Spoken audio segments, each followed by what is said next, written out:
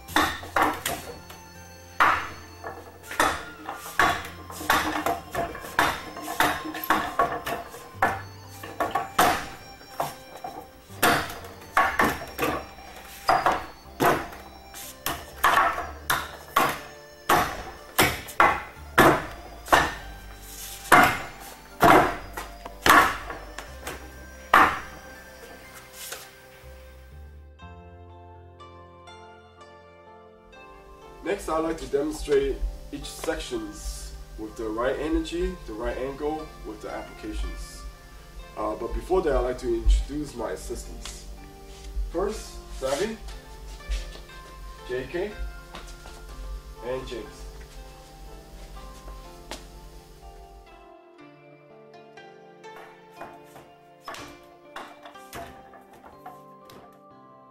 Section 5.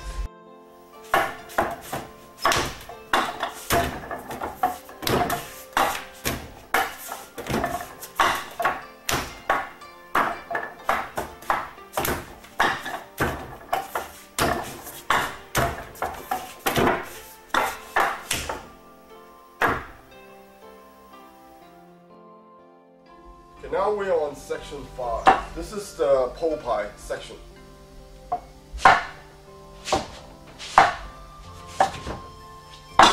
Okay, the first pole pie is Kwan pole pie, Bong pole pie, Ganjang pole pie, Bong pole pie.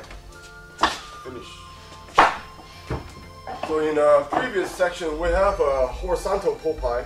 In section 5, the pole pie is always vertical pole pie. Then you repeat the same on the other side. Hyun, Kwan, pole pie, Bong, pole pie, Ganjang, pole pie, Bong, pole pie. So remember, important thing about this section, you got to be able to express the proper energy on the dummy. I mentioned it previously that the pole pie begin after you make contact. Okay, for example, after my hands connects, then I exert the energy rather than going 1 and 2. So if I go 1, boom, this is more like a strike rather than a push. I want to be able to make contact, then exert the full energy. So this is after you have the right angles, connection, then you can really send him flying away. Okay, now let's see some of the application for pole pie in section 5. Jut, jut, hyun. Okay. Now again, this is technique already expressed in the previous levels. Jut is introduced in Silim Tao, the vertical. This horizontal jut is expressed in Buji. Right away, you can see this juts out, follow up with a chop. Or if he comes again, They allow you to be able to really take advantage. Because they're a close range technique, it follows logically that we have all this po pai together in section 5. The first sequence is follow is ganzam po pai. Now this angle allow me to influence the center line, which is right here. And imagine I try to do ganzam from here. This full energy is still coming towards me. You cannot do po pai or try to really uproot somebody if you don't have a proper angle. So the angle you must have first. So now from here, I can do po pai. So po pai, you must get the right angles. Then make contact, then send him away. The first sequence of po pai is Kwan after the Hun and O palm. Okay, let's see the application. Kwan, again I'm in a good position. My hand can hit him, but his hand have to cross, which is not good for him. So this is number one. It proves I have a better face. One. Second, his center is going away from me, where my center is going towards him. So after Kwan, then I can quickly change this into po pai.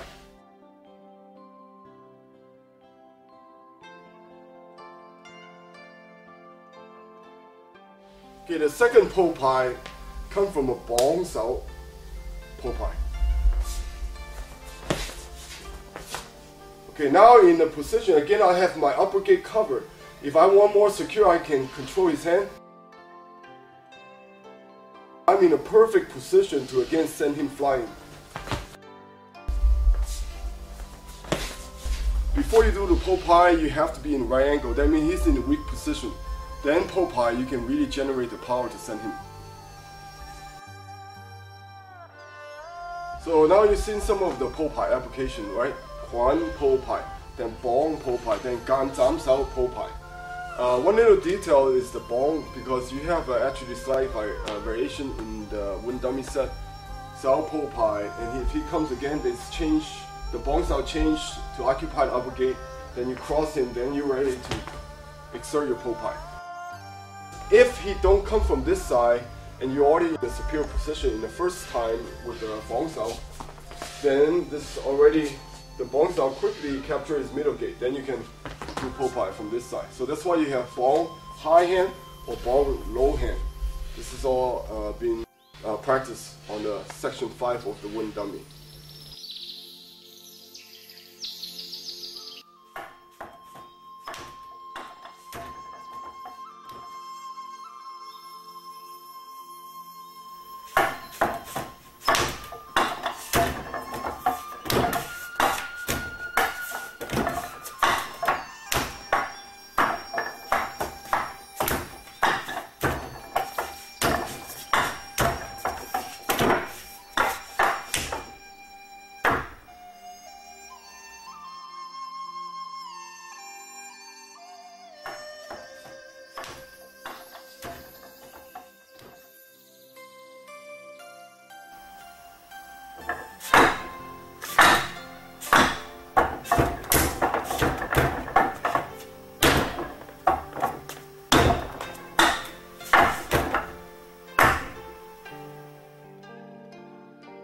Section 6. Ganzam, ganzam, ganzam, bong, tan, chop, pop, and trot. Other side. Now this is interesting because you see there's like, it seems like extra steps, and he kicks from the back foot.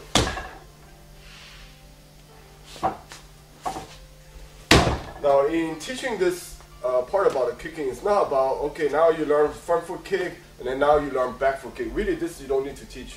The idea is that you have to learn how to capture the angle from the front, the side. So now section 6 kicking teach you an angle from the back where you can still apply this kick.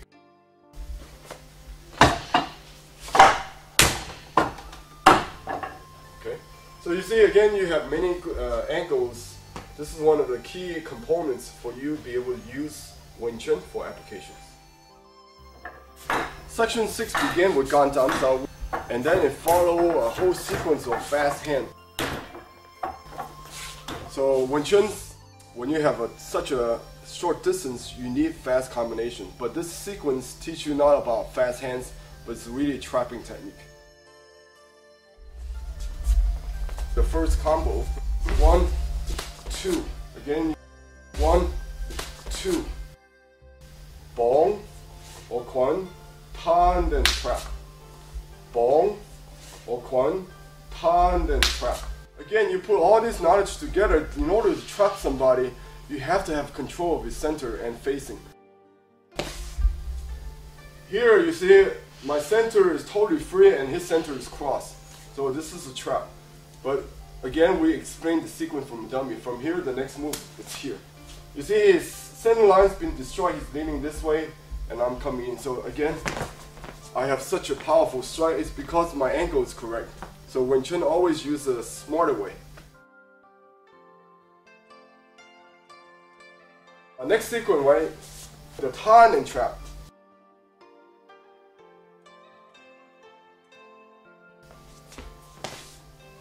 Again, tan. So this sequence of a lot of people like to do real fast in these sections, which means that you understand really the function of this section is be able to quickly trap your hand, tie them up. Again, tan. So this section 6 is our third sequence of kicks. In section 4, we already introduced the stomp kick. But section 4, the stomp kicks, you can either stop him with the front in terms of directions, or you come to a side directions. So this is introduced in section 4. So why do we have a section that kick with the back foot? It's not important you kick with the front foot or the back foot. Okay, the teaching is that you have the third angle to apply these kicks. Front, side, back. Front, side, back. In the hitting kick or mo ying of Wing Chun, you have to see which angle allow you to apply this kick, which is really the front, the side, and behind your opponents. So in section 6, when you represent the back, it also represents your behind your opponents. Let's see from this angle again. Front, side, back. Front, side, back. Okay? So again, this allows me to totally destroy his balance. I have a superior position, superior angle, and be able to apply mo ying. Again, mo ying is a shadowless kick. It's a kick that you feel, not the kick that you see.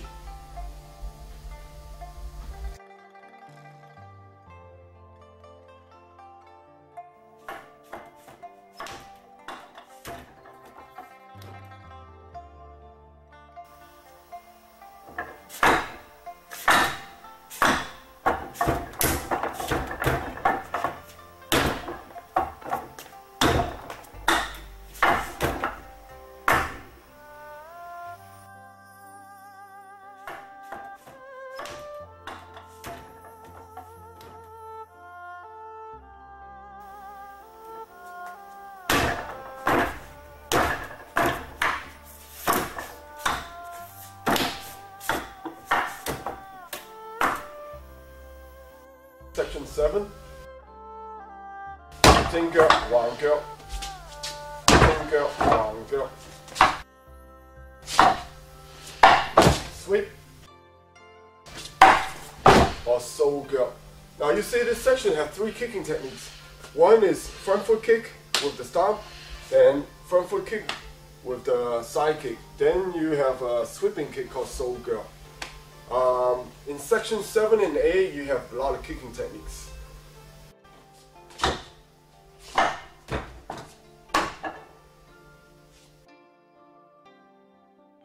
First kick is Jing Ge or hitting kick, which you've seen in the previous section.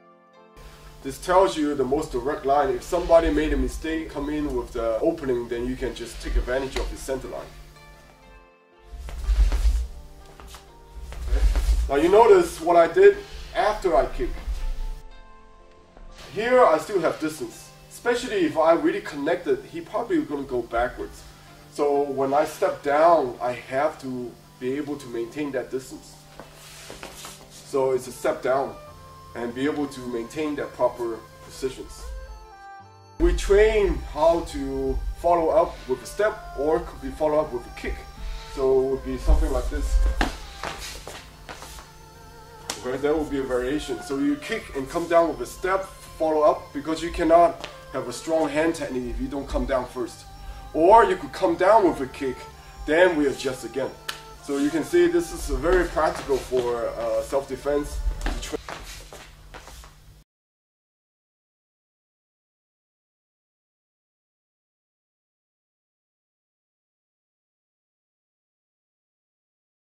The last part of this series, you have what we call sweep.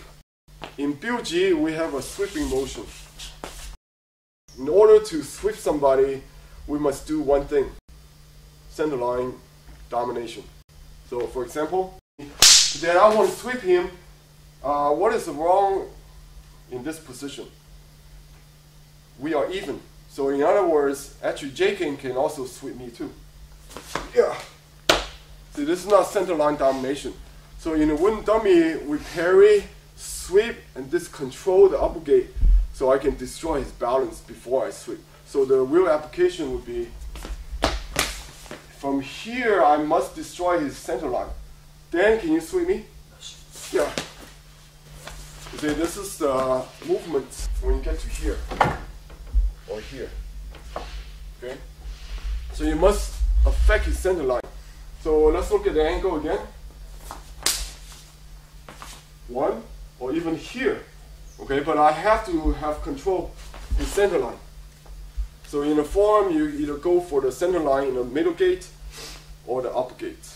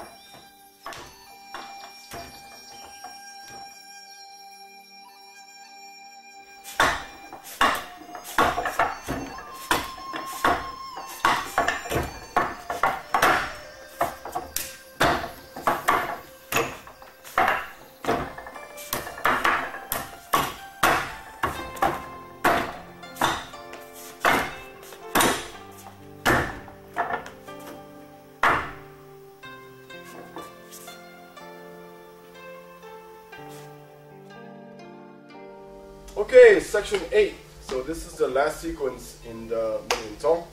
So Sefi, let's go through it. Low bong, tan. Low bong, tan, palm strike.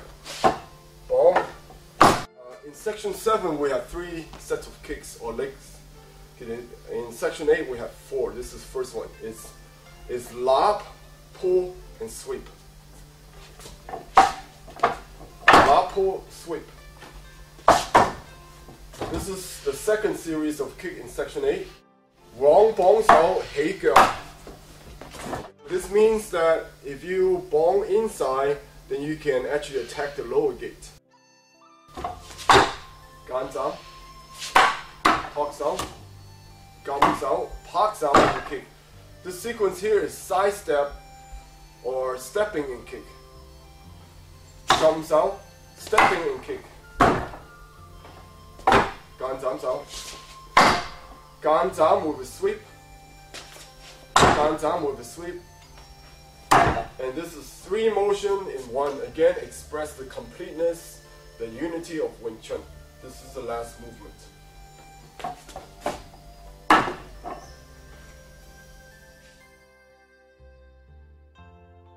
Now, for Wing Chun to be effective, first it begins with center line, which is basically what you try to train in the Cinematograph level. Then once you have the footwork, give you the movement to find the right angle. You see, my center is not influenced, I'm maintained, but he's redirected, then I don't need to move. Then from here, again, all the options on me. Now sometimes we don't always stand still, but when we move with a purpose. That means we get a superior angle. So will be another example of the same movement, but this time I'm not going to hold my ground.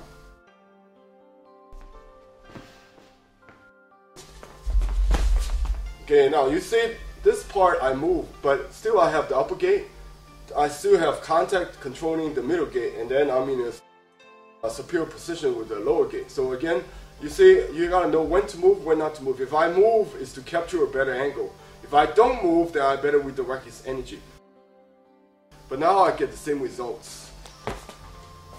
So you see the section 8 begin with 1, 2, 3. So when you're changing side or when you're maintaining the center, you have those two options. Redirecting energy, maintaining the center, or if you move, is to capture a superior angle. So if you have a superior center with a right angle, then you move less and your opponents always have to move more. So again, we use the sequence from the dummy. See, right now, I didn't really move anything. My center is maintained, I control his lower gates, and again, his center is crossed. It took no energy for me to really move him. So in application, you can see the effectiveness of Wing Chun. It's not about faster and stronger. It's about having a superior angle, but in order to do that, you gotta maintain your center first. So for this movement, you're not shifting. It expresses that you still have your own center line. Okay? But at the same time, we go side to side. Okay? Because in a situation that we are applying real techniques, sometimes you have to move to apply the superior angle. That's the movement part of this series here. Okay, a lot of people say Wing Chun, we don't use a lot of kicks. This is not true. See, not only we have a lot of kicks, but it's simple and effective. It's a different way to use something very simple and effective. Not only we have kicks, we have a lot of sweep. So this is another variation of the sweep. Bong, lop, sweep. Bong, lop, sweep. One, lop, and sweep. Okay? One, lop, and sweep. This will be an example where I'm maintaining my center, or sometimes I can use more movements where I don't necessarily have to always catch with Bong Sao or Quan Sao. Okay. Somehow, if I already see his hand extended, okay, this allows me to again use lock and sweep. Now in practice, you feel the energy, but it's very hard for someone to see the energy. It's one hand is pulling, and my foot is pushing. So you have one pull and one push. So the energy on the dummy is the opposite. Just like in Silam Tao, you have how I explained, you have a pulling and pushing type of energy. Again, this is more efficient. Okay, the next series is follow with another kick. We have a saying called Bong Cho Sao Hei Girl. If you bong the wrong hand, then you better use your legs. Now, what is the wrong hand? You see, right now, actually, we have kind of same chance of hitting each other. He can punch me here, I can hit him here. But in Wing Chun, we don't want to be fair in a fight. It's life and death. You have to have a superior position, give you a better angle, because this is about reality. So from here, if I are in the inside hand bong, this is called bong cho sao, because here I have a better angle. I can do a couple of things. One, I can move to create a better angle, or I can simultaneously take advantage of your slow gait. Okay, let's see the right angle, what the section 8 Bong Cho Sao Hei Girl try to teach us. Again, JT punches. See, this allows me quickly to recover my bad position into where they turn into a weak position into a strong position. Again, watch slower. If I stay here, then it's whoever is faster wins, right? He could be very fast and okay. Or I could hit him too. So this is even. I want to be in a position where I can hit him, where he cannot hit me. So you must adjust your angle.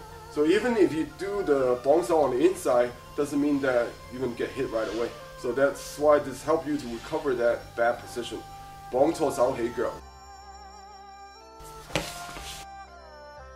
You see, this position here allows me quickly be able to recover the inside long bong sao.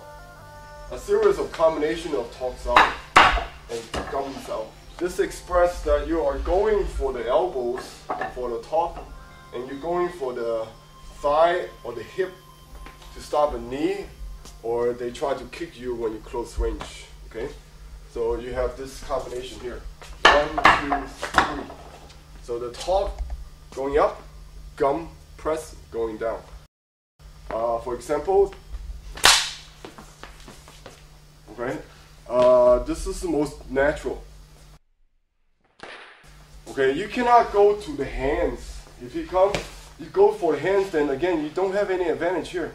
Or you say, okay, maybe I just punch him, well, then he push you or choke you at the same time. So you have to go to a position where you again control his arm. Okay, in order to control the arm is the elbow here. So again, you can uproot him, destroy his center, follow up with a counter strike. Now, what about the gum sao? Could be a scenario where we already into grappling range. Suddenly he pulled me, tried to destroy my balance, and then maybe he is in the process of using his legs. Okay, you have to be able to go for a point where you destroy his balance. It could be the hip. If he knees me, so this is the best you can do is maybe just cover yourself, because strength-wise, his leg is stronger than my hand. So you really have to go towards the base, okay, and allow you to change the angles. Okay, so obviously, quick recovery of this technique, right? You have to be able to maintain your center, get rid of their hands, and then gum sao pressing. Right? So for example, from this angle, let's say JK already passed my guards, right? He comes in already in control. This is where grapplers would have the advantage. The same thing, they try to influence our center line, but this time it's more of an upper gate. So in this case, if I don't free this hand and I don't know what's going on, then next I could be getting hit with the knee, or I'd be going down on the floor. So you have to be quickly maintain your center and then get rid of his threat. Okay, if he attacks me again, okay. So this will be a quick situation where you take away his roots and protect yourself, both the upper gate and the gum sao for the lower gate attacks. Next we have hop and then the hitting kick. When you have distance, you still have the concept of loi lao, hui song. I'm over here and suddenly he attacks me. I have to readjust. Okay, this is maintaining my position. I cannot just attack him from weak position. So this footwork is really loi lao.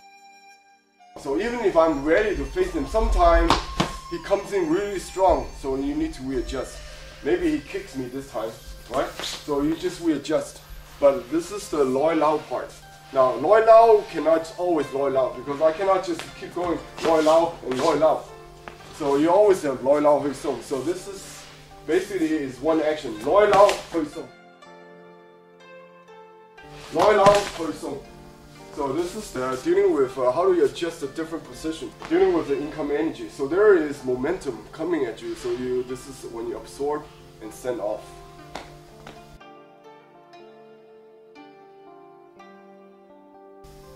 When Chen kicking, a lot of time is used to not just kick, but to destroy your opponent's center line. And the best way to do that is sweeping. In the previous section, we have a sweep that is from behind. We have a sweep that is really in front. The last part is gan zam sao, then this is express the sweep from the side. Again, in the previous section, we already demonstrated the sweep from the back. And then the lob sweep from the front. Okay, or opposite direction. As I'm pulling him one way and I'm sweeping his foot this way. Okay. The third one, which is the gan zam sao, expresses. Let's say again he punches me. One sweep from the side. This is the position where the last sweep comes from, this side. That when Chen kicking is very extensive. You have kicks, you have footwork, you have balance, you have stepping and kicking same time, or kicking and stepping same time, and you can take your opponents down with a front sweep, the back sweep, and the side sweep. The last motion of this form express that Wing Chun is highly developed, that we can use both hands and both feet and be able to maintain simultaneous counter attack and maintaining body unity all in one action.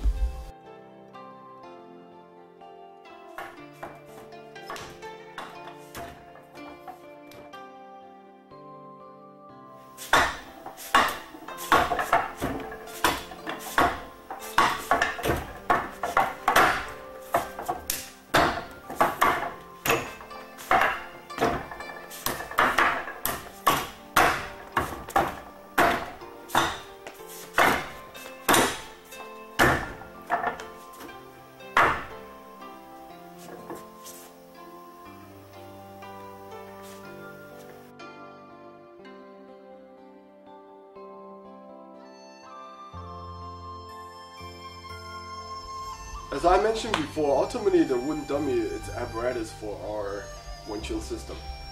Besides using different tools such as the pole, the knife, the sandbag, okay, there's also different methods you can practice. So we have a method called Da Hong Zong, hitting the empty dummy. So this is basically repeating the combination, the sequence, but without the wooden dummy. This method helps the student to develop sense of flow, combinations, and reinforcing the memories so he can be able to react without having to think about the sequence. So Savvy is going to demonstrate the sequence of the dummy, but without the dummy. We call this Da Hong Zong.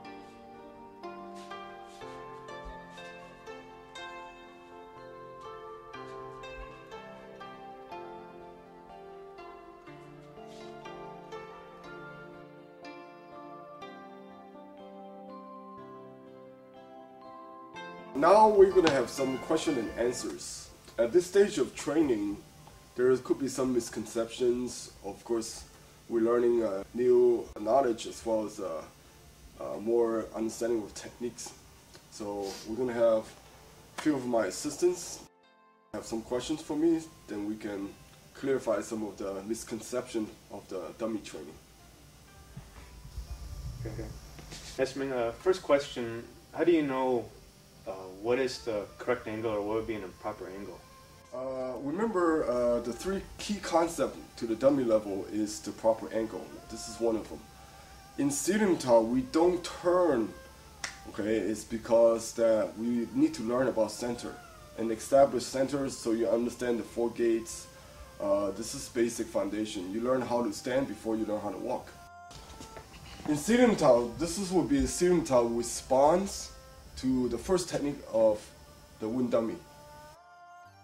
Zhongsao. So if he comes in straight, the Zhongsao will be just going straight. But again, this is expression of Studentao level. But in reality, you must have proper angles. So for example, right? Maybe if he throw me a curve punch, then this angle is not safe anymore.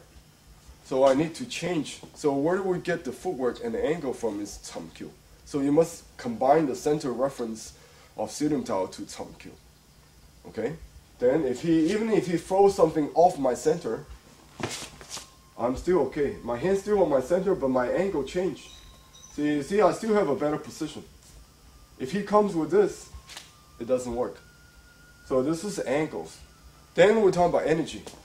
So imagine my energy is going away from him. So this is incorrect. So I want to combine the explosiveness of Biuji, the angle, the footwork of Chamkyu, with the center line and the gates of Studentao. Then when we combine that, then you have a nice set of equipments to work their combinations. So that's why the angle is so important. So a lot of time, one misconception of Wing Chun is that a lot of time when we practice, we always square up. For example, Pak Sao, Lap Sao, Dan Chi Sao, Chi Sao. You see, the problem is that we always square up. But in actuality, this is training methods. But in a real situation, okay, why do I want to square up with him? This is the angle I want. So right away, first thing you learn about the dummy teach you all these angles. You know, the forms of the Mo Yan Zhong doesn't teach you just staying here alone. Okay, you cannot just do all your technique in the middle. Okay, when you go off to the side, then this is for applications. So this is the proper angles. This is why it's so important. Master Meng, my question is, what exactly are the consequences of either being too far or too close to the wind dummy when you're practicing? Okay. Again, because this is set up to, it's a mold to set up for the Wing Chun system training, right? Being too far is a positional problem. Okay, if you're too far, too close. So the angles and the position, it's all interrelated. So distance is obviously one factor. For example, if I do the first movement, I pull the neck, and if I am too far away, you cannot do that. So when Chun, going back to Studentao, you learn that if you have a 6 gate correctly, you have ability to use two hands together simultaneously. So one of the problems with distance, if I stand more of a front and a back, yes, I can reach further. Okay, I can hit you, but I can only touch you one hand at a time. Okay, so if I come in here and you give me a good flank, so now I'm one-sided and he's got 2 hands on me, so this is weak. And also, if you fight long distance, you have to be aware of that. It takes time to cover that distance. So Wing Chun is that we don't want to lose that part of the efficiency. You cannot be efficient if you have to travel long and waste a lot of time and use a lot of muscles. So distance becomes a very important factor. Sometimes your expression of the form may be like this. Out, in, out, in, out, in, out, in. So in actuality, you're losing time when you do something like that. You don't have the luxury of just going in and out. So this is more refinements of distance. So this is very important because we stick. So if you watch this sequence again, we stick, continue contact, we stick. And then what is the shortest distance for the next movement, not from here to here. It's from here, boom. Then what is the next movement? It's from the lower arm to the upper arm. Then I make contact. Once I have contact, then I can redirect. So I don't have a distortion of giving away too much space, which means you give away too much time. You know, it would be something like this. So every time I lose contact, that means I lose control. So this is not the correct distance. So, but they all interact. The angles and the distance has to be worked together. Mr. Ming, I notice you see different types of energies used on the dummy. Sometimes they're really, really hard, and other times they're really, really soft. Is there a specific reasoning behind that? Okay, and good questions. Remember, this is a very good device for proper energy, but the energy does not come from muscles. So if I really want to bang this up, I will use a hammer. Why I want to use my arm? The power of Wing Chun comes from proper angles, ability to retain your center, and uprooting your opponents. Does not come from force against force. Force against force works if you're bigger. But one day we get old. You know, right now I'm still healthy, but let's say 50 years from now, a 250-pound linebacker want to pick a fight with me. Then I cannot use my strength to beat him. I have to use a smarter way. So Wing Chun is about understanding a better angle, so I can still protect myself even I'm weaker.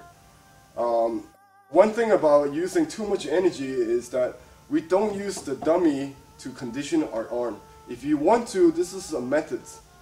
I don't say no, because well, if a student needs to condition their hands, you can use it. But this is not this is the basic level, not the advanced level. Advanced level is that you get the right angle. For example, we have a lot of gan zam sao. So if we just like bang each other's arm, then it's good business for tik da zao. But for skill-wise, doesn't really serve a higher purpose. So what is a better position or better use of this time, for example? So who has a better position now? James? Use it. Yeah, I can hit him. See, I can move in and hit him. So this is why we try to get the better angle, not just kind of use our arm. But if you want to, hey, you know, this is basic training. We do need to learn what is the contact like when you hit your opponent's arm. But hopefully when we are advanced, when we make contact, your opponents feel the pain and we still relax. So we should not use too much force. But on the other hand, sometimes we talk about, well, in order to be sensitive, you gotta relax. But this is a stage of practice where you should already have the attribute of relaxation. So if you go too soft, it does not give you the feedback to your structure. So in order to see if your structure is good, you gotta have enough energy.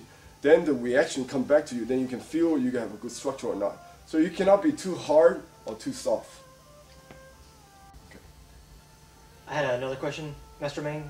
This is in reference to when exactly is the Wing Dummy typically taught in the curriculum? Okay, a question like this is really a question of methods. Now, any Sifu is called Sifu because they have enough experience and knowledge and so forth. So each individual Sifu could have a reason to teach you a certain skill. When and how is based on really the individual circumstances. For example, for me, I teach the dummy even at the student top level. By the time they finish the 3 forms, in my school, they already finished the Wing Dummy. Because like I said, you cannot have equipment there and then say, wow, this is the most advanced training. And then you wait until years later to learn the Wing Dummy. There are no secrets. So the sequence, the numbers, when you learn it, it's really, you have to look at the practical side. This ultimately is a tool.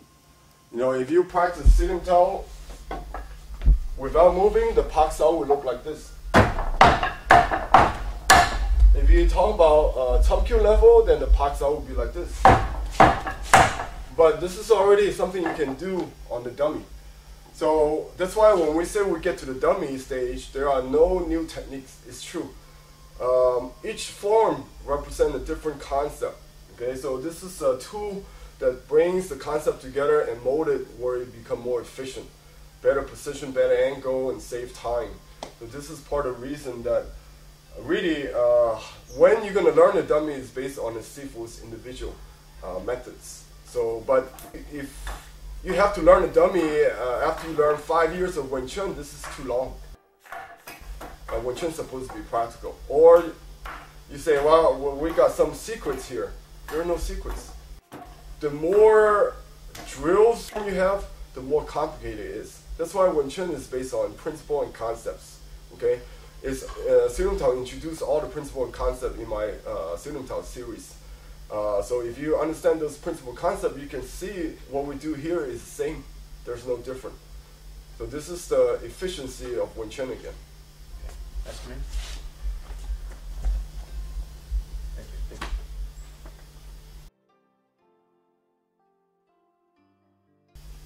Mo Yanzong ultimately is a tool, and there are no secrets.